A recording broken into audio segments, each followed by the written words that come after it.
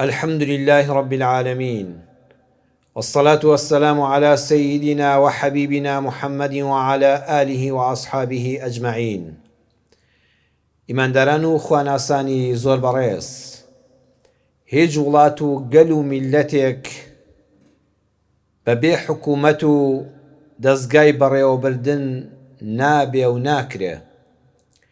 ژیان کاتێک کە لە وڵاتێکا بەسەر دەبەی حکومڕانێکی نەبێ، دام و دەستگایەکی نەبێ، هەر کەس بۆ خۆی کار بکە، هەر کەس خۆی پەلامار بدە، ژیان لەو وڵاتەدا زۆر قرس و ناڕەحەت دەکەوێ و تەنانەت ژیان ناڕواتە سەرەوە.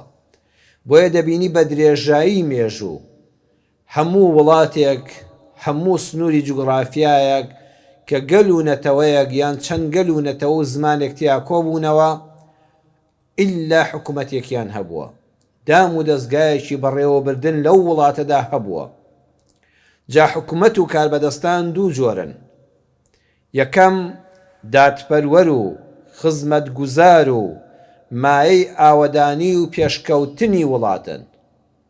بەهۆی ئەم کاربەدەستە دادپەروەرانەوە، بەهۆی ئەو حکوومەتەوە کە لەسەر دەستور و یاسایەکی جوان بنیان دراوە و دەڕوا بەڕێوە، خەڵکی زۆر خۆشگوزەرانن، وڵاتەکە ڕۆژ بە ڕۆژ پێشکەوتوو دەبێ، بە هەموو گوند و شار و شارۆچکەکانیەوە ئاوەدانی پێوە دیارە، ئاوەدانی پێوە دیارە، خۆشگوزەرانی بە خەڵکەکەیەوە دیارە، خەڵک دەوڵەمەندە، خەڵک لە ئەمن و ئاسایش و دڵنیاییدا دەژی.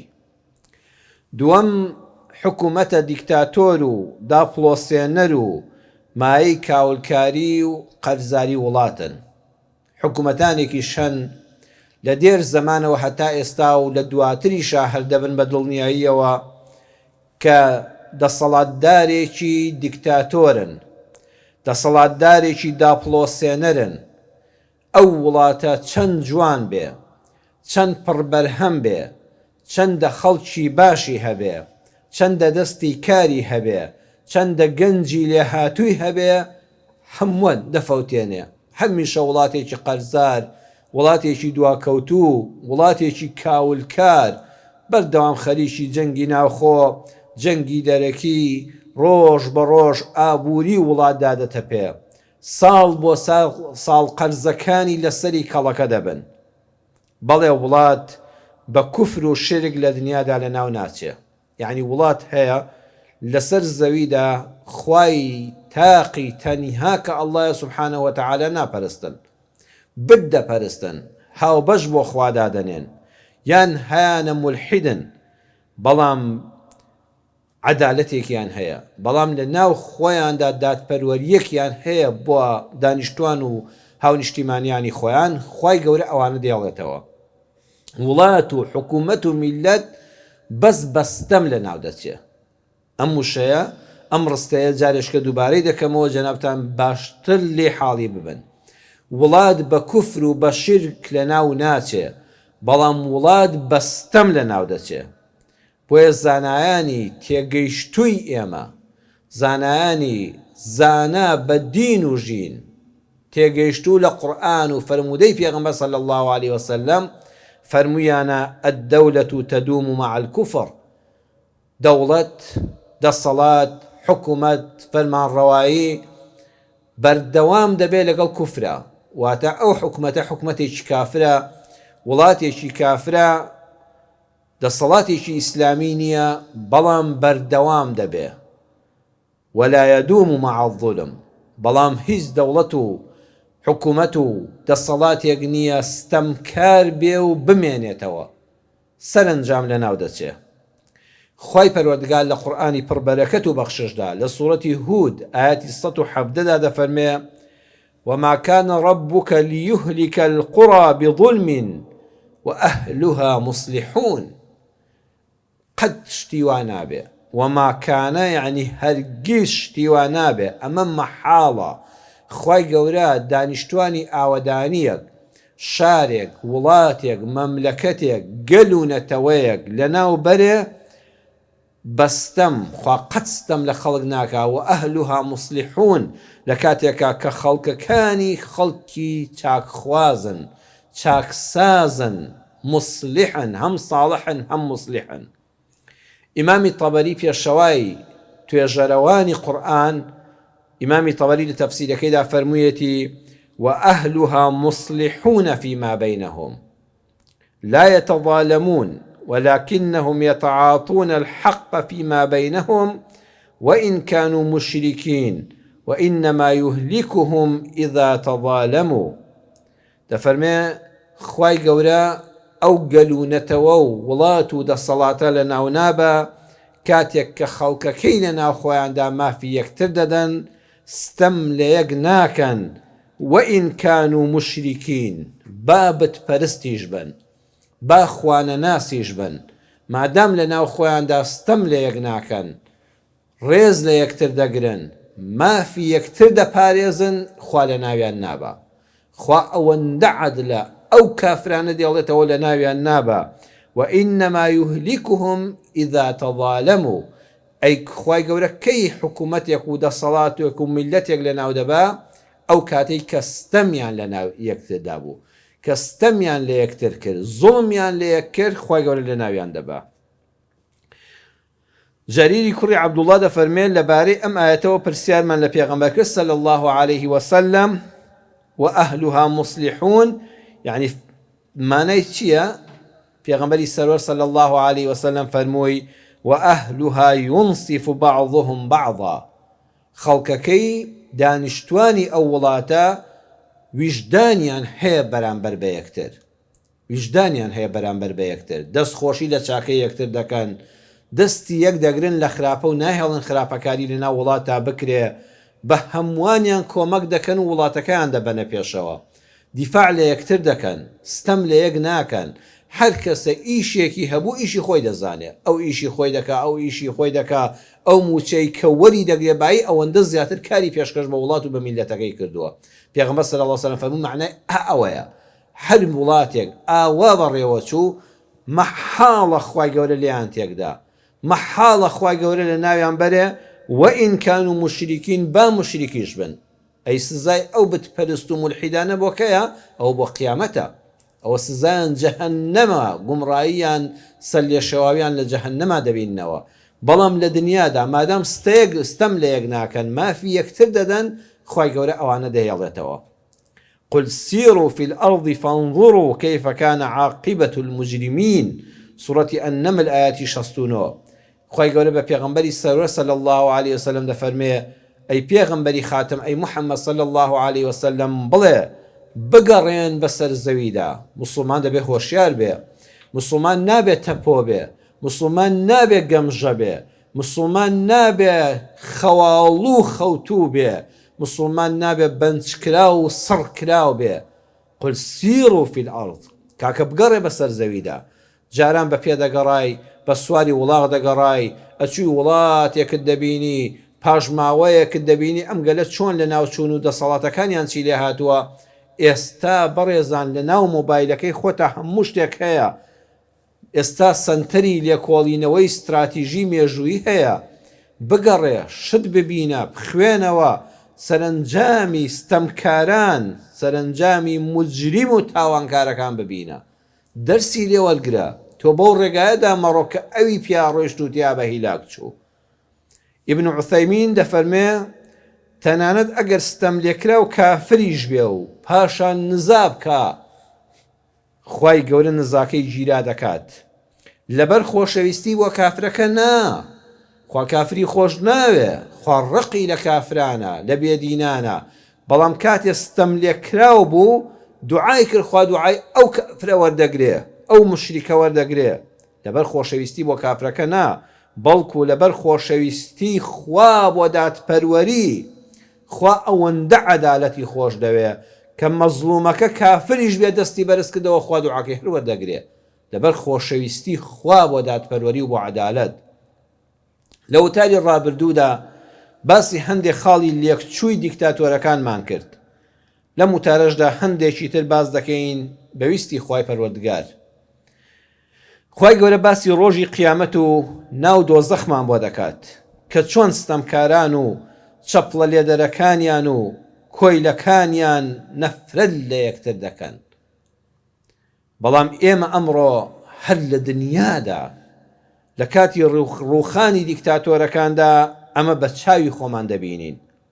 لە سوورەتی ئەلبەقەرە ئاەتی 165 تا 167 خوای پەروەردگاری کاربەجێ دەفەرمێ ولو يرى الذين ظلموا إذ يرون العذاب أن القوة لله جميعا وأن الله شديد العذاب إذ تبرأ الذين اتبعوا من الذين اتبعوا ورأوا العذاب وتقطعت بهم الأسباب وقال الذين اتبعوا لو أن لنا كرة فنتبرأ منهم كما تبرأوا منا كذلك يريهم الله أعمالهم حسرات عليهم وما هم بخارجين من النار.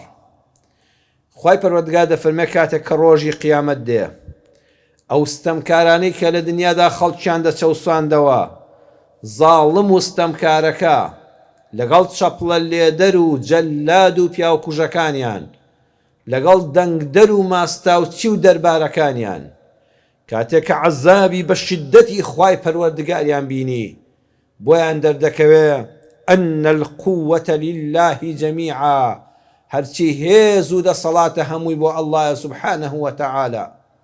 بەخوام دیکتاتۆرانە لە دنیایە لە کاتی لەحزەی ڕاکردن و بەجێهێشتنی کورسی 50 ساڵە و 100 ساڵەیاندا بنەماڵەکانیان کە وێران دەبێ ئەمجا بۆیان دەردەکەوێ هێز و دەسەڵات هەر هی خوایە. ئەمانە حسابیان نەعوذ بالله بۆ خوا نەدەکرد، حسابیان بۆ دوعای مەزلوم نەدەکرد، تەماشای چاوی پڕ لە فرمێسکی هەژار و فەقیر و داماویان نەدەکرد. بەڵام ئەو ڕۆژەی کلێیان قەوما دیمەنی قیامەتیان دێتە بەرچاو ئەزانن ئەن القووەتە لله جەمیعا هێز و شکۆبەز بۆ ئەڵڵایە کە چۆن دەسەڵاتداران زەلیل دەکا مەزلومان بەرز دەکاتەوە حەقیان بۆ دەکاتەوە. ئەو ڕۆژەی کە هیچ شتێکیان بەدەستەوە نامێنێ، هیچ هێز و دەسەڵاتێکیان نامێنێ ئەو ستەمکارانە. ئەو کاتە ئەو کەسانەی کەوا سەرکردە بوون، ئەو کەسانەی کە سەرۆک بوون، ئەو کەسانەی ڕابەر بوون، ئەو کەسانەی پێشەوای گەل و میلەت بوون بە حسابی خۆیان بەڵام خۆیان چەسپان بوو بە کورسیەکەەوە کوسی کۆتین لێی نەدەبوونەوە. لەو کاتەدا بێبەریبوونی خۆیان دەردەبڕن دەڵێن یا ئیلەهە یا ڕەب العالەمین ئەو ماستاوچی و چەپڵە لێدەر و دەنگدەر و جەماوەرە ئێمە لێیان بێبەرین.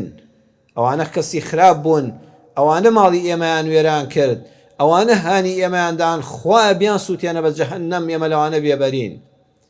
کاتێکیش کە ماستاوچەکان و کۆیلەکان و دەربادەکان و مەسلەحەتچی و بەرژەوەندی خوازەکان کە بۆ مشتێ پارە و هەندێک خواردنی حرام هەموو ناحەقیەکیان قبوڵ دەکرد و دەستخۆشیان لە زاڵمەکە دەکرد، ئەوانیش دەڵێن خوایە ئەمجارە بمانگێڕەوە بۆ دنیا شەر بێ ئێمەش لێیان بێبەری بین. ئەو هەموو ساڵە ئۆباڵی ناحەقمان بۆ کێشان ئەوانە دەستخۆشیان لە ئێمە دەکرد، ئێستا لێمان بێبەرین، خوایە خۆزگە دەرفەتێک هەبوویایە و ئێمەش لێیان بێبەری بووینایە. كذلك يريهم الله أعمالهم حسرات عليهم.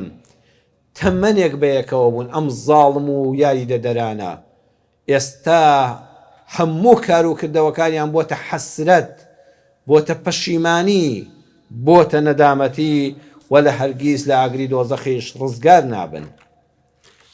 بەڵێ سەرە ڕای عەزابی قیامەت، سەرە ڕای عەزابی جەستە لە جەهەنەمە عەزابی دەرونی نەفسیش دەدرێن. کاتێک کە زاڵمەکان و چەپڵە لێدەر و ماستاوچەکان و جەلادەکانیان نەفرەت لە یەکتر دەکەن. سەرۆکەکە دەڵێ ئەو هەموو پارەم دانێ خۆتان بە قوربان دەکردم، ئێستا لێم بێبەرین لەم کاتی لێ قەومانەمدا. کۆیلەکانیش دەڵێن ئێمە خۆمان بە قوربان دەکردی کەچی تۆ لێمان بێبەری، ئێستا دەڵێ خوایە من ئەوانە ناناسم و بێبەریم لێیان، ئەی ئەو هەموو ژیانەی کە خۆمان بە قوربان کردی، خوێنی خۆمان بە قوربان کردی، چەپڵەمان بۆ لێدایی، هوتافمان بۆ کێشای، دەستخۆشیمان لێ کردی. چونکە ئێمە دوو شەمان هەیە خۆشەویستان لە قورئاندا، یەکەم نەدامە، نەدامەت یعنی پەشیمانی و ئاخەڵکێشان. کاتێک جەهەنەمیەکان بەهەشتیەکان دەبینن ئەوە پەردەیەک لە نێوانیاندا لا دەدرێ.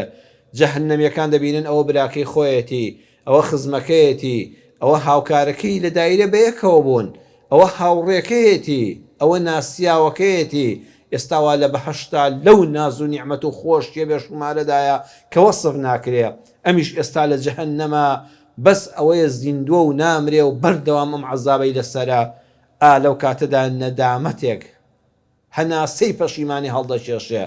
خۆزگەم منیش لەگەڵ تۆدا بوومە لە دنیادا. بەڵام حەسرەت ئەشەد النەدامە، لە هەموو پەشیمانیەک بەهێزتر و قورستر و ناڕەحەتتر پێدەوترێ حەسرەت.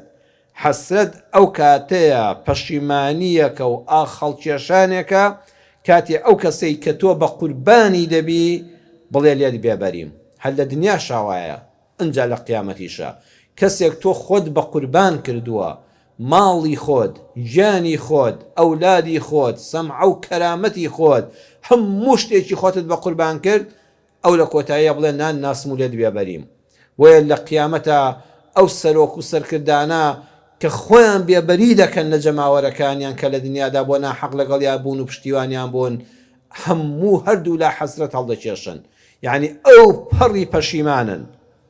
بەڵێ لە کاتی ڕووخانی بەشار ئەسەد و هەموو زاڵمەکانی تردا بینیمان چۆن کە تینیان بۆ هات خۆیان هەڵاتن و کەسوکار و ڕەفیق حیزبیەکانی خۆیان ئیهمال کرد. بینیمان چۆن ئەو ڕەشە خەڵکەی کە دوێنێ بیڕوح بیدەمی بۆ دەکردن هەر ئەو خەڵکە ئەمڕۆ پەیکەرەکانیان دەشتێنێ، لەسەر شەقام هوتاف دژیان دەکێشێ و لێیان بێبەریە. ئێستا ئەو سەرکردە دیکتاتۆرانە کە لە جیهانی عەرەبیدا ڕاوندران و دەرکران بیر دەکەنەوە ئای ئەو هەموو پارەیەم بۆ ئەو کۆیلانە سەرف کرد، بۆ ئەو ماستاوچیانە سەرف کرد، بۆ ئەو بەرژەوەندی خوازانە سەرف کرد کەچی هێستا ئەوانن لەسەر شەقام نەفرەتم لێ دەکەن. ئای ئەو هەموو مەلادین فرۆشەی کەوا لە جیاتی بێن نەسیحەتم بکەن دەچوونە سەر جادەکانی دیمەشق و حەلەب دەیان گوت یا عەزیز و یا جەبار احفظ سەیدنا بەشار، داوایان لە خوا دەکرد گەورەکەیان بەشار ئەسەد بمێنێتەوە و خوا بیپارێزێ. ئێستا هەر ئەو مەلایەنن لە وتاری جومعەدا دەڵێن ئەوە فیرعەون بوو خوا لە ناوی برد و غەرقی کرد.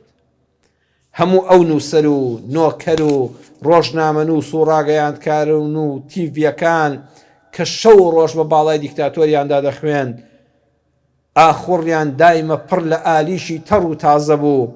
ئێستا هەر ئەوانن لە هەمان دەستگای ڕاگەیاندنەوە نەفرەتی لێ دەکەن. کەواتە دەرس و عیبرەت وەرگرە ئەی موسڵمانی کوردی ژیری بەڕێز، دەرس وەرگرە. ئەم ڕووداوانەی کە لە تیڤیەکانەوە لە سۆشیال میدیای ناو مۆبایلەکەتەوە ڕۆژانە دەیبینی دەرس و عیبرەتی ئەوەی لێ وەرگرە لە ناخی دڵتەوە بڕیار بدە. پیاوی کەس مەبە، چەپڵە لێدەر مەبە، ماستاوچی مەبە، کۆیلە مەبە، بەڵکو خوا ناسی بە حەق بە، دڵسۆزی خاک و خەڵکی خۆت بە، خیانەت لە نیشتیمان و نەتەوەکەت مەکە تا دەتوانی با دەستی ئاوەدانکردنەوەت هەبێ نەک تێکدانی وڵاتەکەت. خاڵێکی تری هاوبەشی دیکتاتۆرەکان ئەوەیە دەیانەوێت بە هێز و سەرکوتکردن خەڵک چاوترساو بکەن بە زیندانی پڕ لە ئەشکەنجەی نەبیندراو، بە دەمداخستن، بە لەسەر لابردنی مامۆستایانی وتاربێژی حەقبێش، بە دەمداخستنی ڕۆشنبیرانی ئازادی خوازی قەڵەم ئازاد، بە تیرۆرکردنی کەسانێک کە دەڵێن با دادپەروەری هەبێ، دەیانەوێت کورسە ڕزیوەکەیان بەردەوام بێ، بەڵام دڵنیابن تا سەر نابێ. ڕۆژێ دەنگی کبکراوی ناڕازی پێتاندا دەتەقێتەوە. ئەوەتانە ئەو دیکتاتۆرانە چۆن یەک بە دوای یەکە هەڵدەوەرن. لە سووریا سژنی سیدنایەمان بینی نمونەی دڕندایەتی سەددا. کابرا لە 1970ەوە تا 2024 لە زینداندا بووە، 43 ساڵ بێئاگا لەو هەموو گۆڕانکاریانی لەسەر زەویدا هەبووە. یەک تاوانی هەبووە، تەمەنی 27 ساڵ بووە، ئەفسەری فڕۆکەوان بووە ئامادەنەوە یەک ئەمرێک جێبەجێکاوە توێتی گوناحە ئەو ژن و منداڵە بکوژم، ژن و منداڵی وڵاتی خۆم، هاودینی خۆم، هاونەتەوەی خۆم لاپاڵمی بەسەرا بەردەمەوە بەخۆ کاریوان ناکەم. 43 ساڵی تەمەنی لە زیندانێکی تاریکا لە ژێر زەمینێکە بەسەر بردووە، هێشتاوەی زانیوە حافظ ئەسەد و سەدام حوسێن ماون بێ ئاگا 43 ساڵ دابڕاو لە هەموو دنیایەک. وەرە سجنێک دوای ئەوەی دەمرێ پرێسیکەی بیکەیتە پرێسەوە بۆ ئەوەی کەوا جەستەکانیان بێتەوە یاد و یەک و زۆر جێگا نەگرێ. ئەو هەموو خەڵکە بێت تاوانە کە تاوانی تەنها لەوە ئەچێ لە دڵەوە ناڕەزاییەکی دەربڕی بە بەرامبەر بەوستەمە بێوێنەیە. هەموو دیکتاتۆرەکانی ژوان لە عێراق، لە میسر، لە یەمان، لە تونس هەموو هاوشێوەکانیان دیار بووە. لە تونس زەین العابدینی کوڕی عەلی بڕیاری دابوو هەموو نوێژ خوێنێک کە دەچێتە جەماعەتی مزگەوت، کە دەچێتە خوتبەی مامۆستایەک دەبێ هەوێی پێبێ، ئەبێ بزانێ ئەو هەوێیە لە دایرەی ئەمنەوە چاودێری بکرێ چەند لە مزگەوتا دەمێنیتەوە، چەند نوێژتوی بۆ مزگەوت. تۆ ئەهلی ئەم مزگەوتەی نابێ بڕۆی بۆ مزگەوتێکی تر، نابێ بڕۆی بۆ شار و گەڕەشێکی تر بۆ جومعەیەکی تر، ئەبێ ئەو خەتیبە لە ئەوقافەوە ڕێک و تارەکەی وەک خۆی بۆ بنووسێتەوە لەژێر چاودێری دابێ. بەڵام ئەو هەموو چاودێریە ئاخری سەری خاوەنەکەی خوارد. شەین العابدینی کوڕی عەلی هیچ وڵاتێک لە خۆی نەدەگرت بۆ گەنێکی وەکو خۆی نەبێ. پێشتریش سیاسەتی بێدینەکان دیکتاتۆرەکان هەروە بووە. ئەوە تا دەوڵەتێکی وەکو رووسیا کاتی خۆی رووسیا زیندانەکانی وەکو ئەو دیکتاتۆرانە ئەوە پیس بووە. دکتۆر ڕەحمان حەلەوی هەیە کابرایە کە خەڵکی کوردستانی ڕۆژهەڵاتە، کتێبێکی هەیە گەشتەکەم لە مەهاباتەوە بۆ رووسیا. دکتۆر عەبدوڕەحمانی حەلەوی کاتی خۆی بۆ خوێندنی پزیشکی چۆتە رووسیا، هەر نەزەم تۆزە خەلەل لە کتابەکەیدا هەبووە 10 ساڵ حکم دراوە. لە ماوەی 10 ساڵی زیندانیەکەیدا حەوتی بڕیوە. لەو 7 ساڵەدا لە کتێبەکەی یاداشتەکانی داباسی دەکا ئەڵەشتی زۆر سەرسوڕهێنەرم دەبینی. من بۆ خۆم بەناحەق و بەناڕەوا بۆ خوێندن چوو بووم زیندانی کرام لە رووسیا. دایان بردین لە کانی خەڵوزا کاریان پێدەکردین. کارێکی تاقەت پڕۆکێنەر واللهی نانێکی کەمیان دەداینێ کە هەمووی هەرزن بوو. یعنی نانی گەنیمیان نەدەداینێ، پێیان خەسار بوو ئێمە نانی گەنم بخۆین. نانی هەرزنیان دەداینێ، زۆر بە برسێتی کاریان پێدەکردین. ئەڵێ کاتێک کە کەسێکم بینی شوانێک بوو، خەڵکی ئێران بوو، هاتبوو لە حدودی رووسیا لە سنوور یەک تۆسپەڕی بۆەمە ڕووماڵاتەکەی هێنا بۆ ئەمبەر 25 ساڵی ڕێک حکم درابوو بە بێەوەی کەوا ئاگای لە سیاسەت بێ بزانێ ئێران و رووسیا چیە. شوانێک بوو بەس بەو شاخ و چێوە بوو لە وەڕەکەی خۆشتر بوو یەک تۆسپەڕی بۆەوە. ئەڵە کەسێکی تر لە زیندانەکەدا لەگەڵمدا بوو، وتی واللهی من تەنها یەک خەونم بینیوە، خەڵکی رووسیا بوو. لە خەوما برایەکم ڕای کردەوە بووە تورکیا، جا بەردەوام تورکیا و رووسیا ئێستاشی لەگەڵ بێت دژی یەکن. براکەی لە تورکیا دەبێ بەیانی هەڵدەستێت لە خەو بۆ ژنەکەی دەجێڕێتەوە، ئەڵێ ئافرەت ئەم شەو خەوم بە براکەمەوە بینی لە تورکیا. ژنەکەشی لێ دەمی ناوەستەیە بۆ ژنی دراوسەیەکیان دەجێڕێتەوە. ژنەکەش پەیوەندی بە ئیستیخباراتی رووسیەوە دەبێ.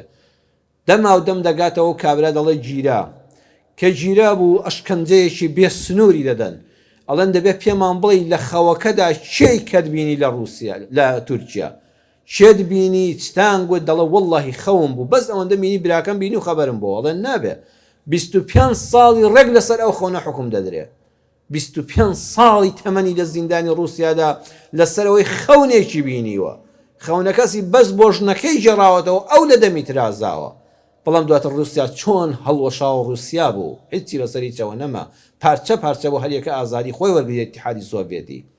بۆیە بەڕێزان خۆش بە حاڵی ئەو کەسەی فاعتەبیڕوا یا ئولی الئەبصار، ئەو کەسەی کە چاوت هەیە، ئەو کەسەی بە گوێی خۆت دەبیستی نەک گوێی خۆتدا خەی و خەڵک گوێت بۆ ببیستێ، ئەو کەسەی بە چاوی خۆت دەبینی نەک خەڵک کردبێ بەوە چیت بە چاوی تۆ بە چاوی خەڵک شت ببینی. عقلی خۆت کار دەکا نەک بیرت بۆ بکەنەوە. وەرە لە دەرسی زاڵمان دەرز وەرگرە. وەکو تاکە کەس ئەوەندەی کە بۆت دەکرێت خۆت لەستەم بپارێزە.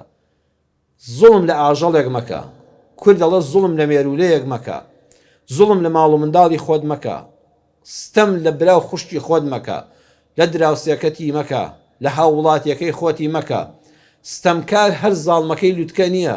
تۆ فەرمانبەرێکی حەقی ئەو موچەیە بدە ئەگەر بەکەم و کوڕی ژوەریگری تۆڵە لە هاوڵاتیەکە مەکەوە کە بە داماوی دێتە بەردەست و ناچارە بۆ ئیمزایەک بە ڕوێکی خۆشەوە هاوکاری بکە.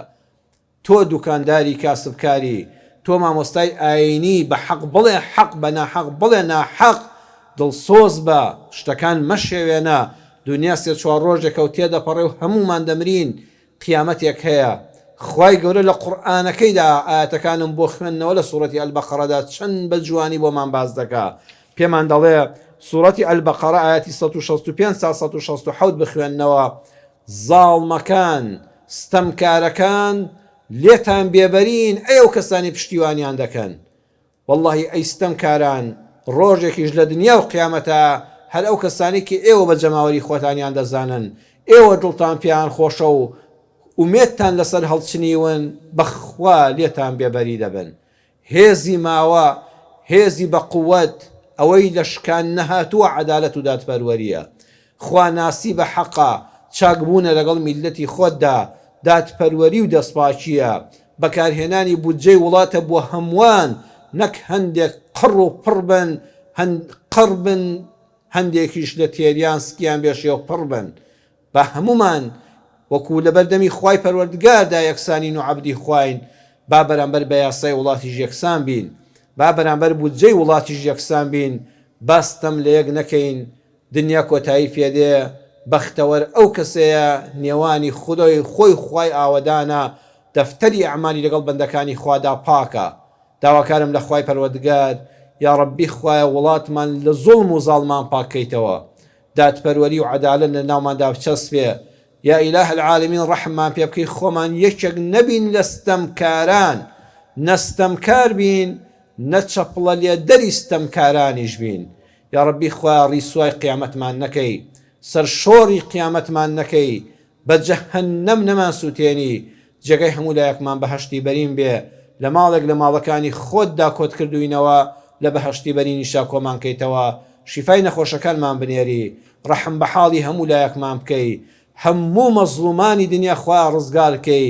یا ڕەبی خوایە هەموو مەزلومان ڕووناکی ڕۆژی ئازادی بە چاوی خۆیان ببینن. هەموو زیندانانی بەناحەق زیندانی کراو خوا دەرگای ڕەحمەتیان لێ بکەیتەوە.